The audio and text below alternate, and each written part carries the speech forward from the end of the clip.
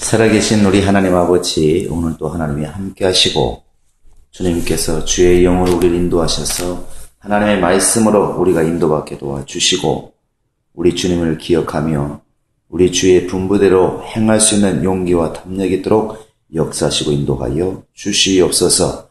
감사하고 예수님의 이름으로 기도합니다. 아멘. 하늘에 계신 우리 아버지여, 이름이 거룩히 여김을 받으시오며 나라 임하오시며 뜻이 하늘에서 이룬 것 같이 땅에서도 이루어지이다. 오늘날 우리에게 일용할 양식을 주옵시고 우리가 우리에게 죄 지은 자를 사하여 준 것 같이 우리 죄를 사하여 줍시고 우리를 시험에 들게 하지 마옵시고 다만 악에서 구하옵소서. 나라와 권세와 영광이 아버지께 영원히 있사옵나이다. 하나님 말씀은 요한일서 4장 1절부터 6절까지 같이 읽겠습니다. 요한일서 4장 1절로 6절입니다. 시작. 사랑하는 자들아, 영을 다 믿지 말고 오직 영들이 하나님께 속하였나 분별하라. 많은 거짓 선지자가 세상에 나왔습니다. 이로써 너희가 하나님의 영을 알지니 곧 예수 그리스도께서 육체로 오신 것을 시인하는 영마다 하나님께 속한 것이요 예수를 시인하지 아니하는 영마다 하나님께 속한 것이 아니니 이것이 곧 적그리스도의 영이니라. 오리라 한 말을 너희가 들었거니와 지금 벌써 세상에 있느니라. 자녀들아, 너희는 하나님께 속하였고 또 그들을 이기었나니 이는 너희 안에 계신 이가 세상에 있는 자보다 크심이라. 그들은 세상에 속한 거로 세상에 속한 말을 하며 세상이 그들의 말을 듣느니라. 우리는 하나님께 속하였으니 하나님을 아는 자는 우리의 말을 듣고 하나님께 속하지 아니한 자는 우리의 말을 듣지 아니하나니 진리의 영과 미혹의 영을 이로써 아느니라. 하나님은 사랑이십니다. 하나님은 우리를 사랑하셔서 독생자 예수를 이 땅에 보내셨다고 성경도 말하고 있고 성경이 우리에게 일러주고 있는 바는 분명히 하나님은 사랑이십니다. 그러나 단서가 붙는데 하나님은 분명히 사랑하시지만 자기의 것, 바로 하나님 편에 속한 것들을 분명히 사랑하십니다.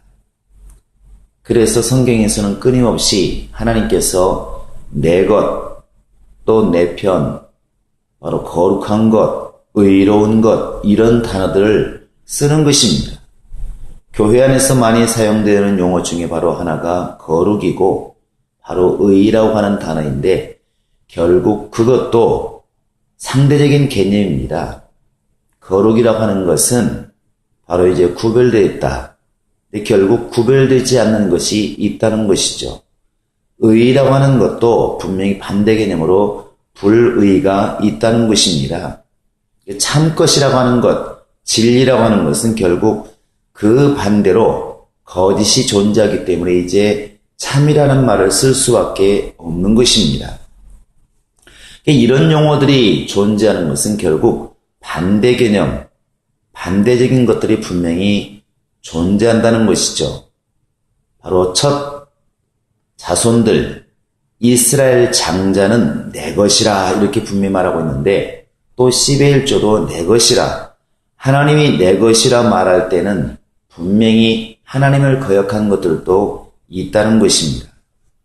그래서 성경은 끊임없이 하나님은 사랑이시라, 믿는 자나 믿지 않는 자나 모두를 사랑하시고 세상의 모든 것들을 사랑하시는 개념으로 듣지만 다음 단계에 나아가 보면 예수 안에서 또 그리스도 안에서 하나님의 그 아들 안에서 이렇게 안에서라는 말을 분명히 우리에게 일러주고 있습니다. 그 아들 안에서 하나님의 나라를 깨닫게 하는 것이고 그 아들 안에서 신령한 것으로 복 주신 것을 깨닫게 하시고 그 아들 안에서 우리 영혼을 이렇게 구원하시는 것이 하나님의 사랑의 이제 표현인 것입니다. 분명히 하나님께서는 요한복음 14장 18절 이하에서도 예수께서 이 땅을 떠나시기 직전에 내가 너희를 고아와 같이 버려두지 아니하시고 좀 있으면 분명히 나를 보리라 이렇게 말씀하시는데, 이제 보혜사 성령이 오셔서 로마서 8장에 나와 있는 것처럼 성령이 친히 우리 영으로 더불어서 우리가 하나님의 자녀인 것을 알게 하시고 증거하신다 한 것처럼, 성령을 통하여 내가 하나님의 자녀인 것, 또 내가 정말로 하나님의 사람이 된 것을 알게 하시는 것이 분명합니다. 그래서 고아와 같이 우리가 정말 홀로 있지 아니하고 하나님과 함께 하나님을 아버지로 섬기면서 하나님 안에 있다고 하는 것을 이제 깨닫게 되는 것이고, 그 하나님 안에 있음으로 내 영혼이 평안함을 알고 하나님의 복을 이렇게 누리게 되는 것입니다. 그래서 요한일서에서는 계속 너의 소속이 어디에 있느냐, 자녀들이라 부르고 또 형제들이라 부르고 이렇게 아비들아 부르면서 계속 말하고 있는 것은 결국 사랑하는 자들이라는 것이죠. 너희가 지금 어디에 속해 있는지 끊임없이 분별하라는 것입니다. 영적 생활도 결국 우리가 어디에 속해 있는가를 아는 것이 영적 생활이고, 우리가 원래 마귀의 것이었다가 결국 하나님의 것으로 예수 그리스도의 공로를 통하여 하나님의 것으로 돌아왔다는 이 사실을 우리가 깨닫고 알고 이것을 전하는 것이 결국 복음입니다. 요한일서 3장에서도 끊임없이 너희가 어디에 속하였나 이렇게 보면서 과연 하나님께 속하였는가 아니면 마귀에게 속하였는가, 그 판단의 기준이 죄라고 말하고 있습니다.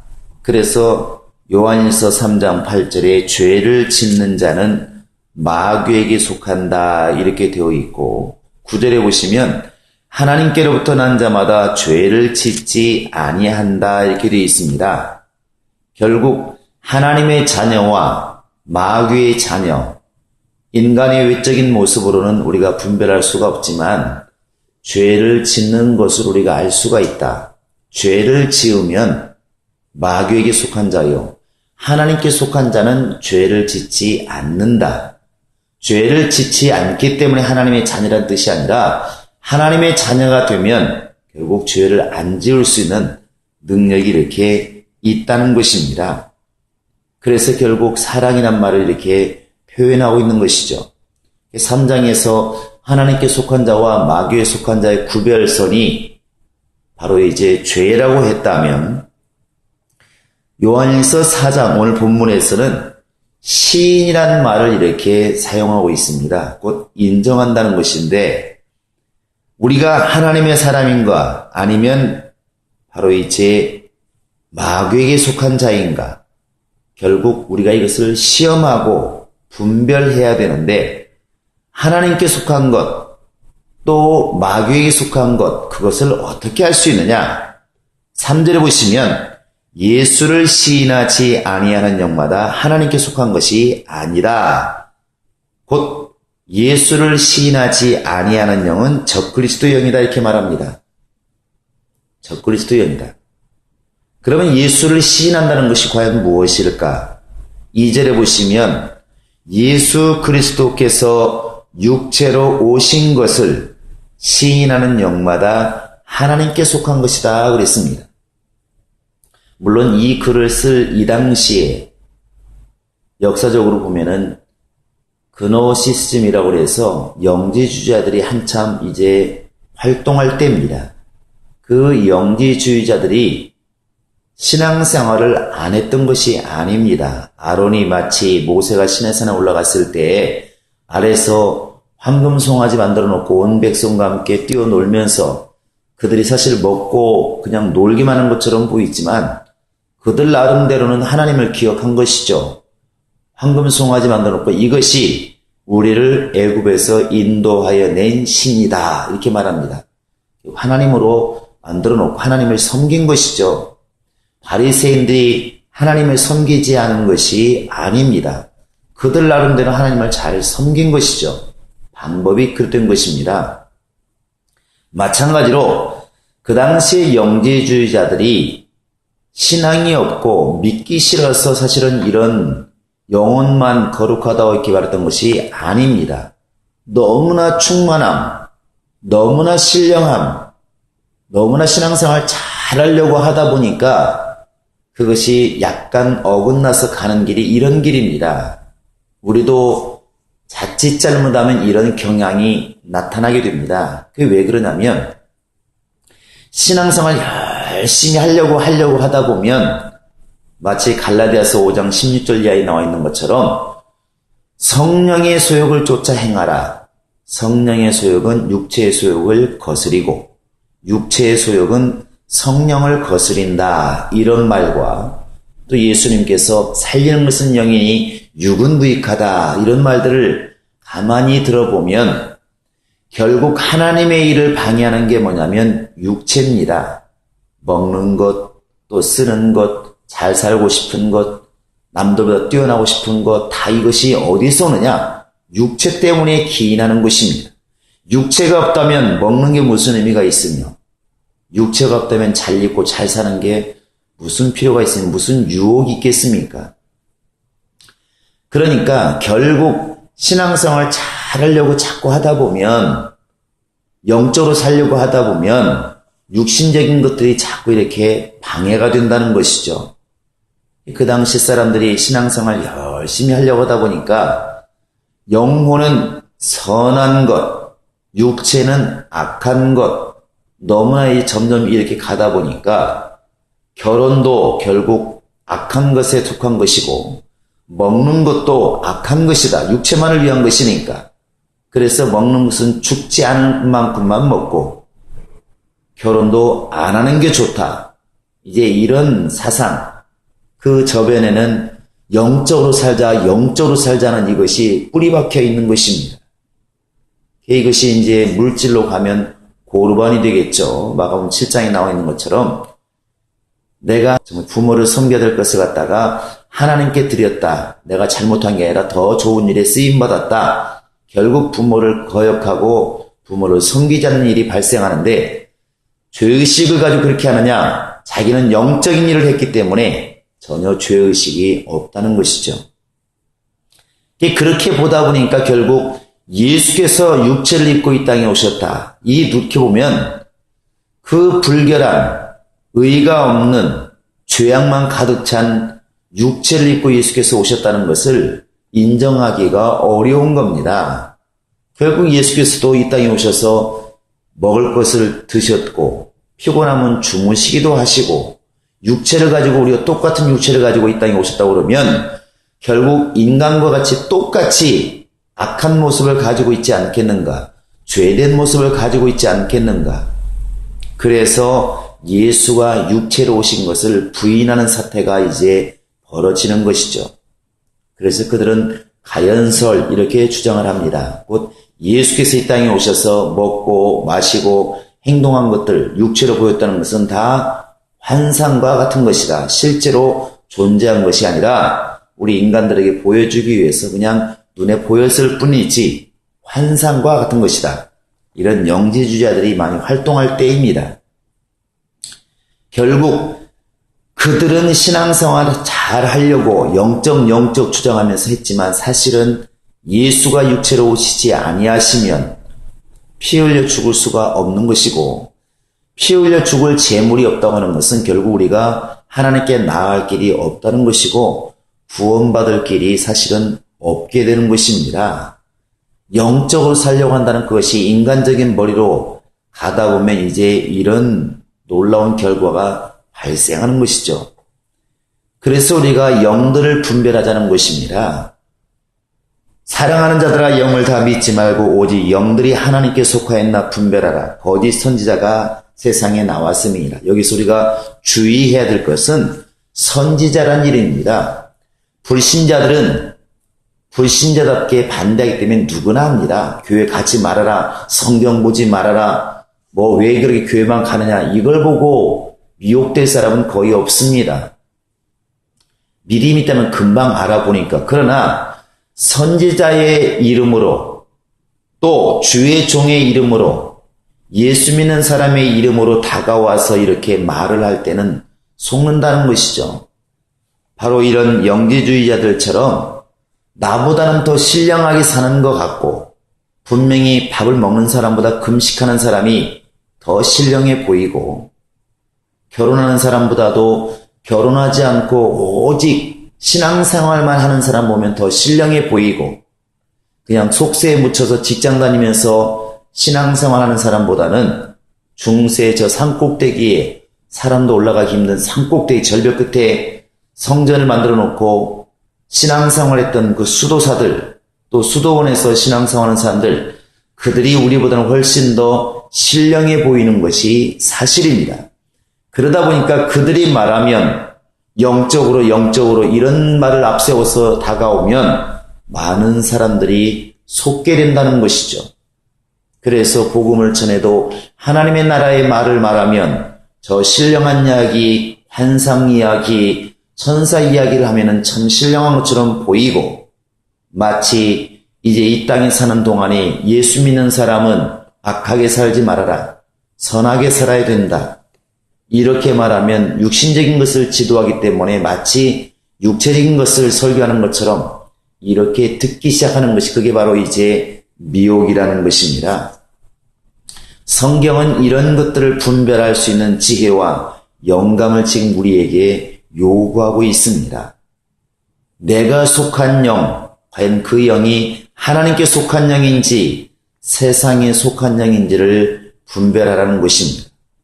주님께서는 우리를 이 세상에서 분리해내는 것을 원하지 않으셨습니다.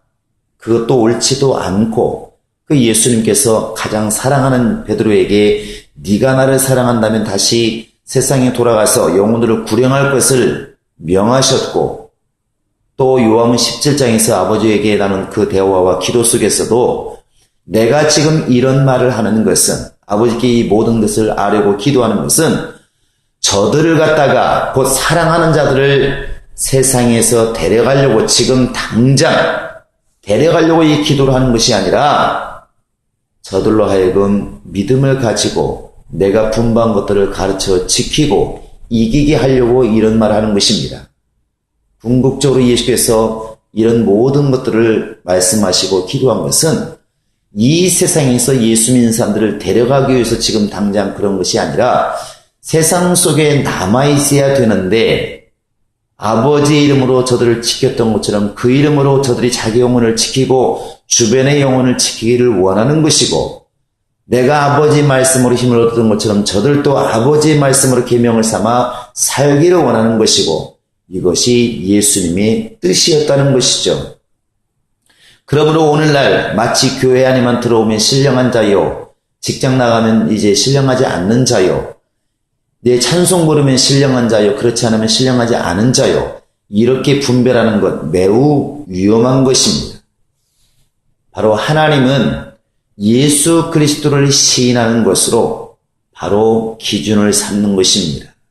내가 예수께서 육체로 오셔서 나를 위하여 피 흘려 죽으시고 나의 구주가 된 것을 입으로 시인하고 마음으로 믿어서 예수를 나의 주인으로 삼고 살고 있으면 그 사람이 지금 교회 건물 안에 있든 또 직장에 있든 그건 아무 상관이 없다는 것입니다. 마치 요셉이란 사람이 부모와 함께 있을 때에도 역시 하나님의 사람이었었고 불신자인 보디발의 집에 가 있어도 역시 하나님의 사람이었습니다.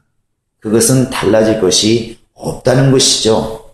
신앙의 기준이 어디에 있어야 되느냐? 오직 예수 그리스도에게 가 있어야 되고 예수께서 피 흘려 죽으신 그 공로만을 힘입어서 그 은혜 가운데만 살기로 작정하는 것 너무 단순해 보이고 너무나 육체적으로 보이지만 이것이 바로 주님께 속한 바로 그 진실한 주님의 영의 인도라는 것을 우리는 깨달으셔야 됩니다.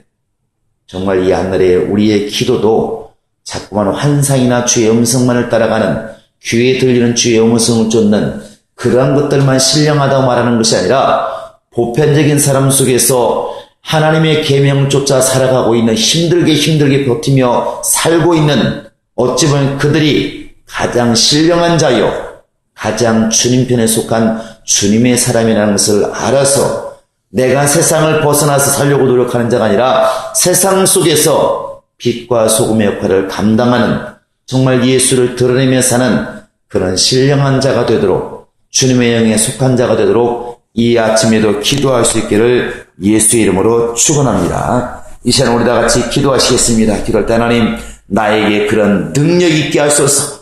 내 영이 죄를 짓지 아니하므로 주님께 속한 영이라는 것을 내가 드러내게 도와주시고, 내가 예수께서 육체로 오신 것을 시인하여 나의 구주로 삼은 것을 시인함으로 내가 주님께 속한 자라고 하는 것을 깨닫게 하시고, 일생 동안 주님께 속한 영과 나를 미혹하는 미혹의 영을 구별해낼 수 있는 그런 영적 분별력이 성령을 통하여 내 안에 있게 하소서. 다 같이 우리 기도하시겠습니다.